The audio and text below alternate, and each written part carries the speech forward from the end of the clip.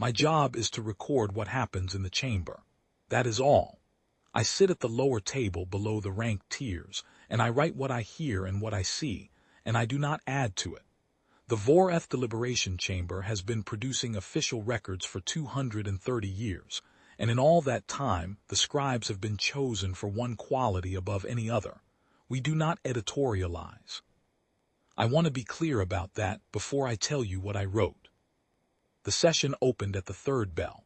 51 delegates filled the curved tiers in order of their compact rank, the high consul at the apex, the chair consuls below him, the full voting members beneath them, and so on down to the observer rows, where the non-voting attachés sat with no designation other than their homeworld notation. I wrote their names in the register as they entered. Beside most names I wrote a rank. Beside a few I wrote observer. Beside one I wrote, as the protocol required, attaché human non-voting, and then I looked up. He was the only human in the room. That is worth recording because it was also, as it turned out, worth everything else. His name was Dale Ord. He was older than I had expected, late 40s by the look of him, the kind of weathered that doesn't come from a difficult year but from a long sequence of them. He wore the diplomatic gray of the Terran compact mission, no decoration, no rank marker above the small silver pin at his collar. He sat with his hands folded on the table in front of him and did not look around the chamber the way visitors usually do. He simply waited. Sereth Venkala entered last. I will note, for the official record, that she entered without escort, which was itself a statement of her current designation. 6 weeks prior, she had entered this same chamber as empress of the Venkala succession, third of her line, with a formal honor guard of 8 and a herald who announced her title in 3 languages before she crossed the threshold. Today there was no herald. Today the chair consul at the second tier looked at her as she came through the door and said, to no one in particular, "The exile is present," and made a note, and that was the entirety of her introduction. She walked to the floor table, the one reserved for petitioners and the unranked, and she sat down, and she did not look at the tiers. Her hands were folded in front of her on the table, and she looked straight ahead, and her face was composed in the way that a face is composed when the composure is the only thing left that belongs entirely to you. There was a faint bioluminescence along the ridge of her cheekbones, a quality of her species that I had read about but not seen before. Under the chamber's cold overhead, lighted red as nothing more than an unusual pallor. I suspected it looked different in other light. I recorded her name and in the designation column wrote the word the codex required, exile, non-standing. I set my stylus down for a moment. Then I picked it up again because that is the job. Chair Consul, a tall Voreth named Sethric Ohul, opened the formal proceeding. I recorded the case number, the date, the session type. The purpose of the session, as filed, was the permanent formalization of Sereth Venkala's exile, which is to say the final entry in her record, the one that would close the category of her rank and leave the designation column permanently reading exile, non-standing. Sethric Ohul read the charges. She did not respond to them. Delegates on the upper tiers shifted. Someone in the observer row made a quiet remark and was not corrected. I wrote what I heard. I did not add to it.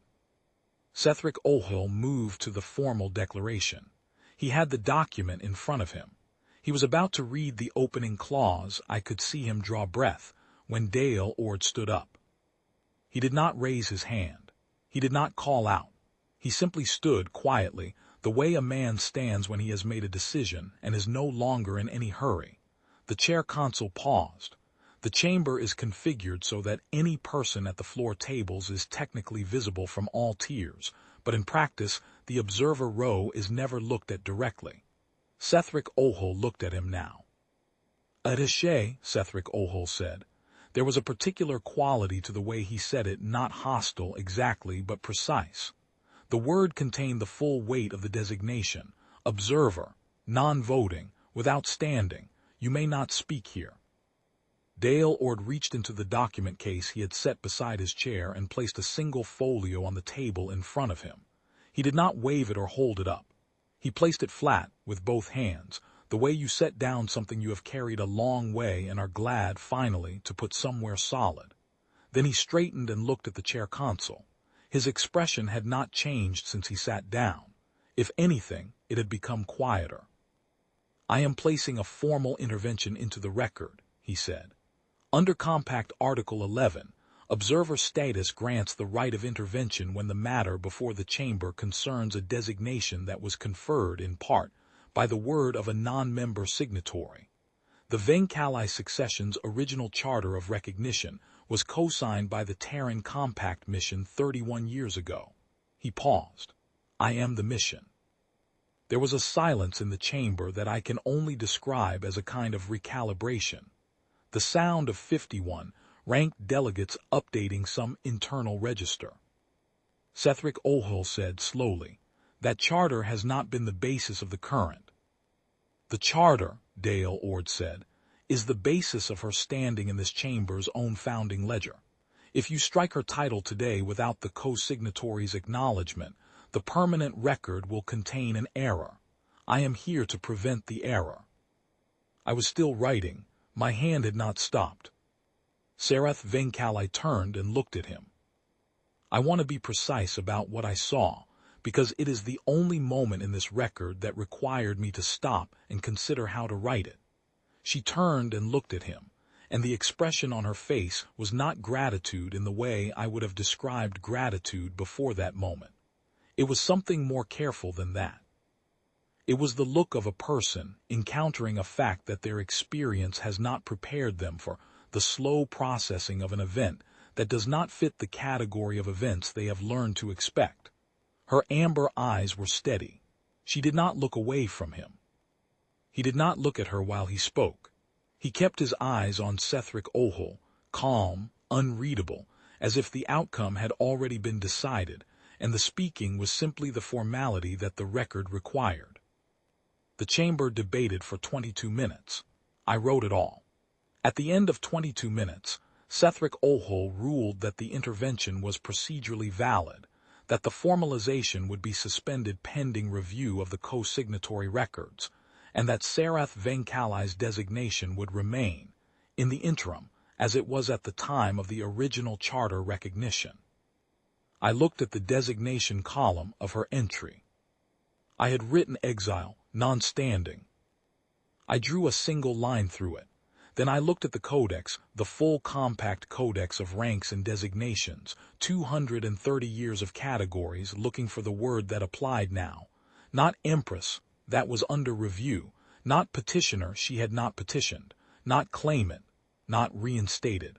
Not acknowledged. There was no word for what the session had produced, which was a woman sitting at a floor table who was no longer what she had been when she walked in, because a man in the observer row had stood up.